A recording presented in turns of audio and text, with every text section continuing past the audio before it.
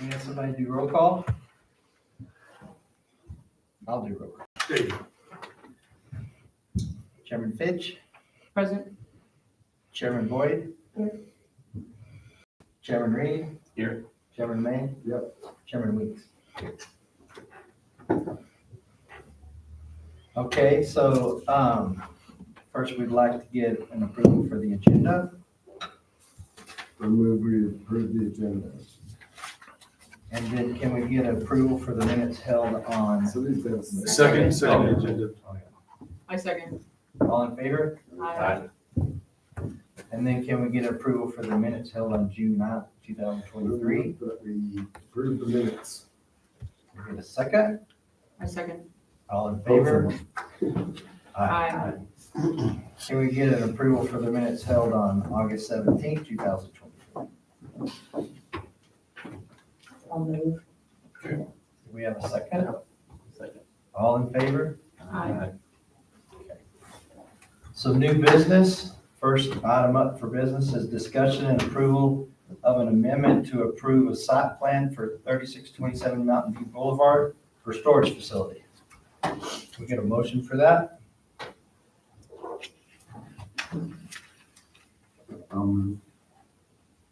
Second? I'll second. Okay, it's open for discussion. Mr. Chairman, you have made two amendments, an amendment to the site plan that you previously approved over a year ago for a new storage building. We've actually looked at permits today to show it to be in compliance for the design standards for colors and landscaping. But what had been previously approved was a 45-foot wide building by 190 feet. Well, it's going to be 48 by 150. So it's going to be shorter than what was previously allowed, but it's going to be wider. It needs to be wider than what was previously approved. So this request is to give them 50 feet of area to work within that envelope from what was previously approved by this body and by council. And it's the building area close to Freya. It's not on the Mountain View Boulevard side, it's on the Freya side. And there's a setback standard of 5 feet to 20 feet. They're gonna be at 8, and they're gonna put the landscaping between the building and the street. The doors will not face Mountain View Boulevard. They're gonna actually face north towards the other buildings as well. So there's no service areas that will be facing out towards Mountain View Boulevard or Freya or the house to the west either. So, but they do need 3 more feet from what was previously approved. The request is for 5 feet, just in case an awning on the door needs to move or something. This way they've got an extra 2 feet of space. Keith, I don't know if you got the email. It hasn't come through yet. This internet's the best. Do you have like port to hook it up to your tablet? If that's possible. Let me open it up. I don't know what kind of. It's on the side. Here we go. No, it's not big enough. There you go. Has everybody seen the I remember. plan? Yeah, Got I it right have here. the site plan if anybody wants to. Has everybody seen it? Mhm. I'll see it. Any discussion? All in favor? Did we vote? We did. We opened it for discussion. All in favor? I think there's a motion to approve unless, The the motion was there already a motion to approve? Yeah. There was? Okay, so then it's just to act on that motion. You're right. All in favor? Aye. All opposed? Motion passes.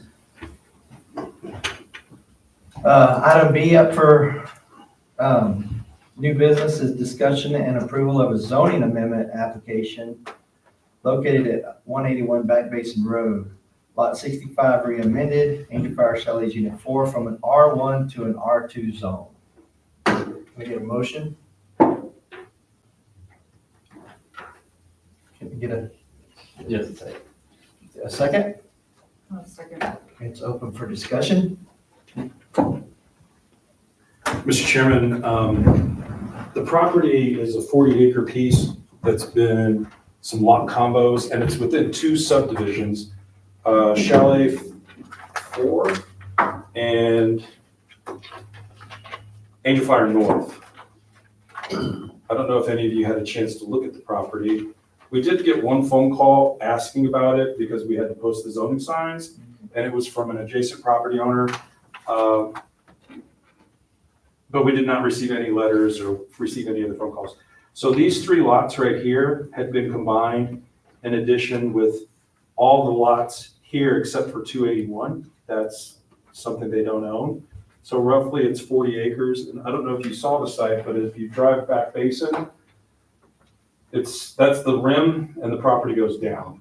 And so there's a lot of topography on the site. The access is actually on the northeast corner. So you got to go all the way around Back Basin, past the guardrail, and that's where you'll see the driveway to go down. There are no other access points that I saw on my field visit to get down into the property. So you'll notice the Chalets Unit 4, they're all bigger lots, and it's zoned R1. These lots are obviously smaller. It's these 3 plus all those minus that one. -1. I don't know why the larger lots were zoned just to allow 1 house, but this request still has it doesn't jump into an O district or a C district for commercial and mixed uses. It's still a residential request. They're limited to 1 house and 1 casita. They'd like to put 7 or 8 more homes on the property for their retreat centers as Airbnbs and things of that nature. So it's within the density allowance. It's well below the density allowances of an R2, with only a total of 9 units on 40 acres. And so that's the request of going from a 1 to a 2, not jumping it up to a C or an O. And it's all of these properties in between Back Basin. And how many lots is it total? 1 now. But if They were legally if you, combined? yeah, if you, 3, 4, 5, 6, 7, 8, 9. 9 lots total? And if they wanted to subdivide the property back out as an R1, you could have a lot more lots. So I think an R1 minimum lot size 21,000 square feet. Well, I would, yeah, subdividing it back out to its original subdivision would be how many lots? 9? Or re-subdivided? Because it's an R1 lot, they are entitled to, for every 21,000 square feet, they've got a new lot. So 40 acres divided by 21,000 square feet could be a lot more density, but that's not what they're asking for. Now, the density standards in an R2 is the same, 21,000 square feet. But if you look at the property, there's some challenges in trying to develop all of that with the topography there. But in theory, they could go every 21,000 square feet, there's another lot. But if they went back to what the original subdivisions were, it was 3 lots on the east and maybe 8 lots on the west. So that's 11 lots. Which are giving, somebody, okay. The applicant is actually here too. But you're looking at a total of 9 or a total of 8 units? Really just 3, right? Just 3? All right. Which is still less than 11.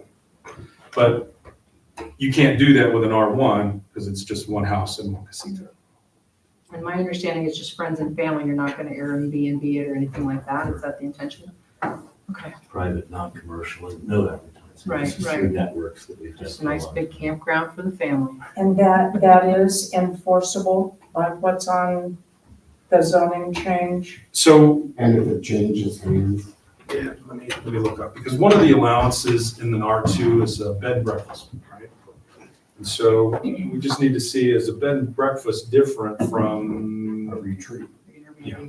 So if those line up, we can license it. Airbnbs need a business license in the village. You could look at something comparable as that way. So this would all be owned by one legal entity, Correct. That's my assumption. Yes, like a LLC or something. family. Was it ever considered just to pull out, re-subdivide? No, the intention is just the opposite, to combine it all and keep it in town. It's on both sides of a flowing stream. And so the subdivision to the west is Village North, to the right is Chalet 4. The stream is the boundary, so the intention was to put basically the meadow back together and preserve that as an intact meadow. So there's no intention to further subdivide. I think we've done just the opposite. So as a bed and breakfast facility, it's a commercial activity conducted within a structure that includes dining, bathroom facilities, and sleeping rooms for short-term guest lodging. So we can classify it, which isn't allowed in an R1, it is allowed in an R2. Oh, it is. So you can say that as a bed and breakfast, this is the entity and put conditions on through that permit and inspection. Or they could, Airbnb this Discuss out. all the possibilities on an R2 just for our own edification and reminder. Yes, there was a neat chart that I made. Ooh, it's not a Venn diagram, is it? No, it's not. There's not a whole lot more between a 1 and a 2. They both have the standard residential. Was there PUDs and everything? PUDs are allowed in both. Right. In an R2, you get bed and breakfast, a maximum of 4 attached dwelling units, a group home occupation, you get a home occupation in an R1 as well. Townhouse subdivision lots is allowed in an R2, it's not allowed in an R1. In an R1, you get 2 garage sales a year. You get a detached garage. You get non-commercial greenhouse or gazebo, and 1 residential identification So you sign. could have a group home, In an R2, yes. so it could be a rehab center. It could be In all theory, it sorts of could. things. Now we have a marijuana distribution. Okay. If you'd like, what we may do is, depending on how this body like to move forward, by the time it gets to council, everyone within 200 feet of the property was notified, and we did not receive any written response back. We did get 1 phone call asking, and my assumption is it was a property owner on the backside of Back Basin. My inclination was that they were going to talk to the property, and they never called back, so. I'm just curious, using city water or do they do drill wells? No, this is No. all city. It is So- in city, okay. Yeah, we have service up there for water, Okay. because I believe we go all the way up to the back lift for water service. Gotcha.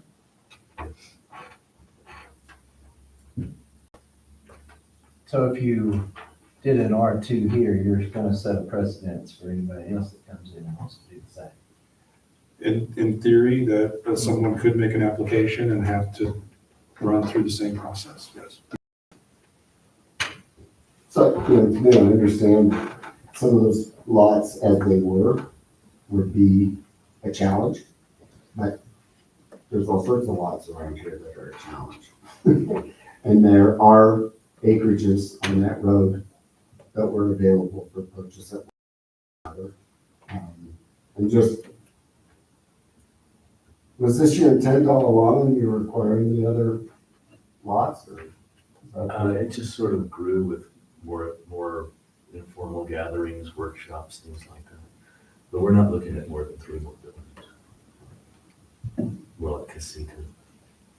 I'd almost rather look at this rather than a zone change as a variance or some sort. Is So it impossible? One thing you can consider is a planned unit development, which in essence would make the rules for this.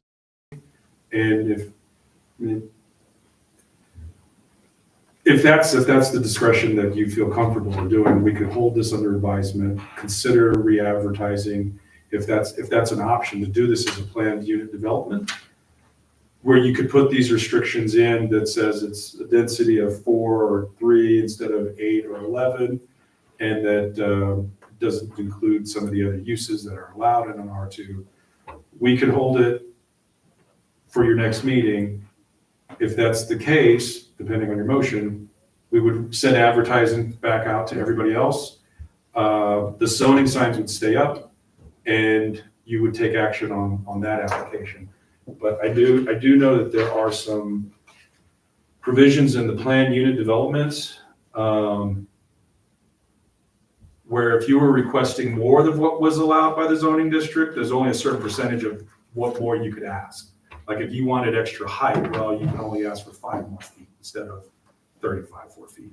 But what I'm hearing is, it doesn't sound like you're looking for a district to go over. You kind of want to keep it more closer to an R1 than not a full R2.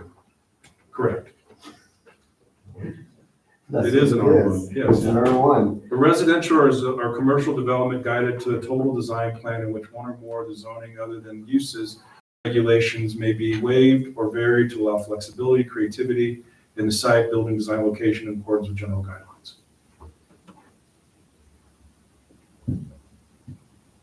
So in this instance, if you wanted to, from a design standpoint of what's allowed in the code, if the applicant is really only listed in 3 or 4 buildings instead of 8 or 11, whatever the density is allowed, you could come back, they could present a site plan to say a building here, here, here. Even though they're not under construction, there would be a zone allowance that you could build a building, kind of like what we've done with the site plans. Right. And so there's a limit on buildings and structures tied to this use. And if that's the pleasure of this body, something that we can put together and consider with the applicant. I don't believe the fee changes. It's still a zoning application fee, but we would have to re-advertise to let folks know that if you wanted to consider a PUD, these are the things that are being considered, rather than just a blanket zone change from a 1 to a 2. But again, that's at your discretion.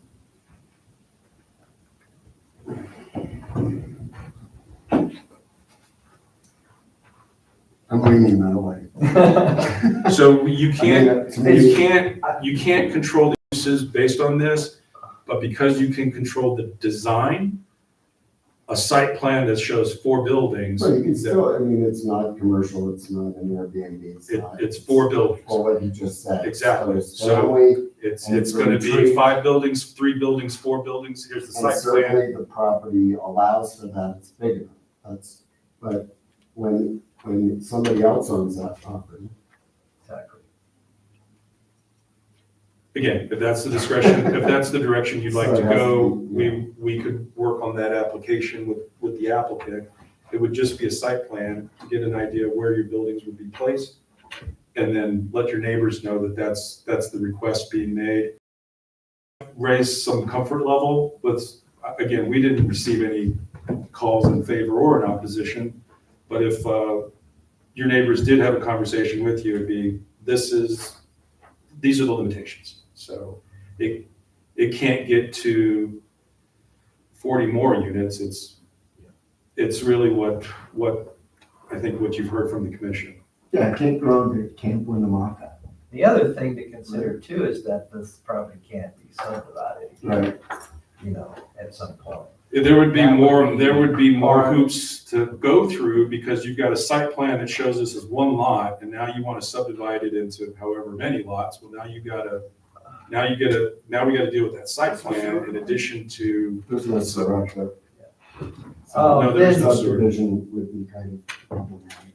That's correct. So our subdivision rules say if you subdivide, you now need to bring utility service to the property. So since there's already water, now you need to bring the sewer main. But someday there may be sewer there, which would trigger that again. So I just like to control to the intent that we're being Sure. told right now.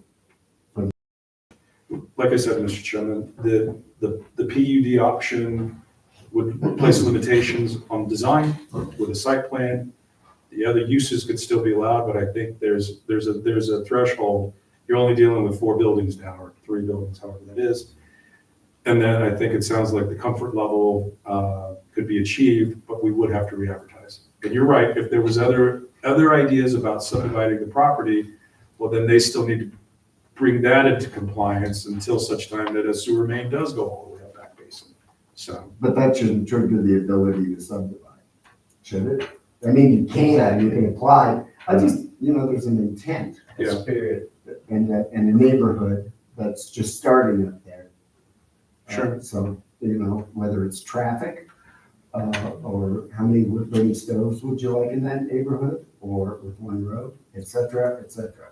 So, Well, I mean, if someone were to buy 2 tracks in the Aspens, Mhm. and then, have 40 acres, and next thing you know, you want to build 7 houses up there.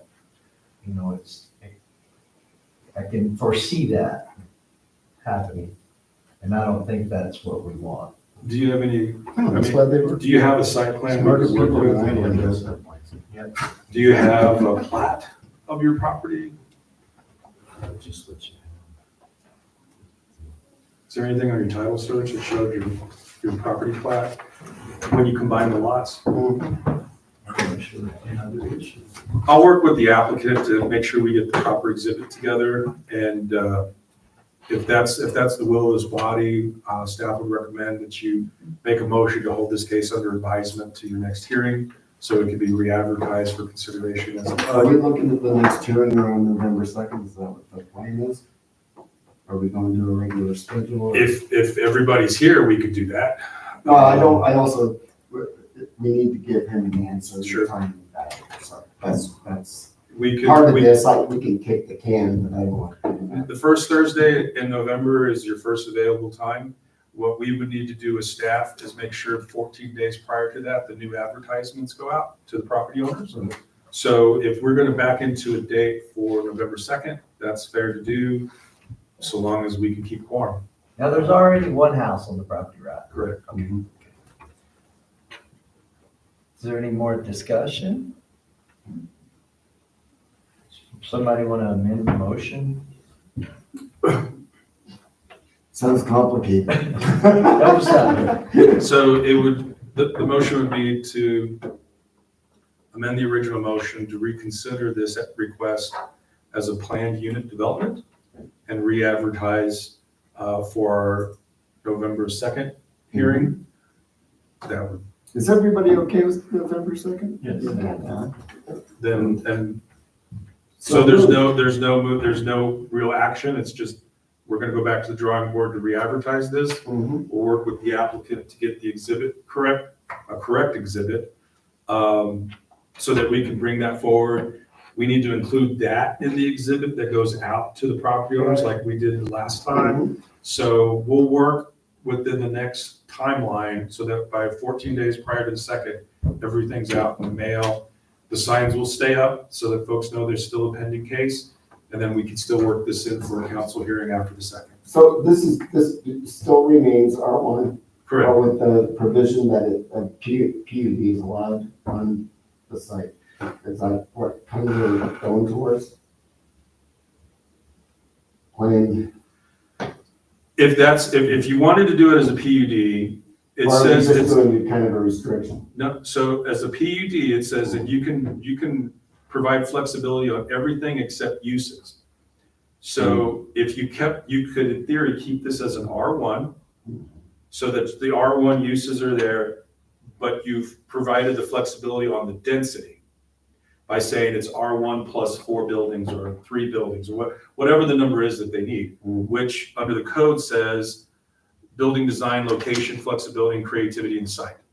So rather than looking from an R1 to an R2, we could keep it an R1, amend the density provisions with the designs. We'll look to see if we can still do it that way. So there's a couple options still. Yes. We'll work with the property owner to get the exhibit. We'll make sure the other provisions of the PUD are allowances we can get based on what their request is. And if we can do it as an R1 with a site plan, or if we do it as an R2, either way, there's going to be a restriction on site plan and density. It's a large piece of property. There are challenges to building on the existing lots if it was still broken up.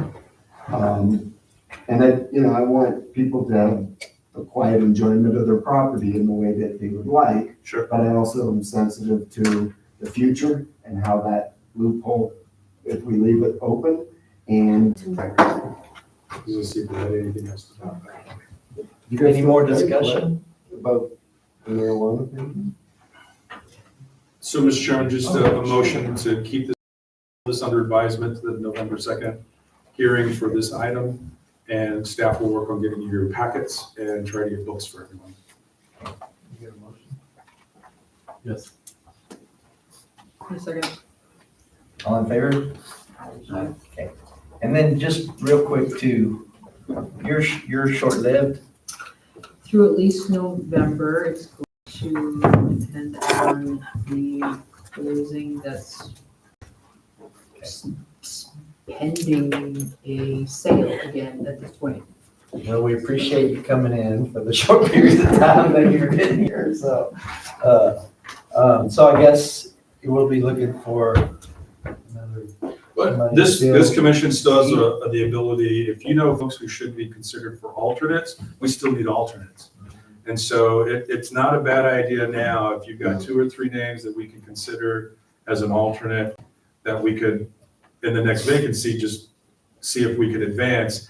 But we need to make sure that we continue to grow this panel. And if you know folks who would be interested in serving as an alternate, please forward them to the mayor so that they can have a conversation and they can get scheduled for council consideration. Okay, this meeting is adjourned. I really like it. Okay.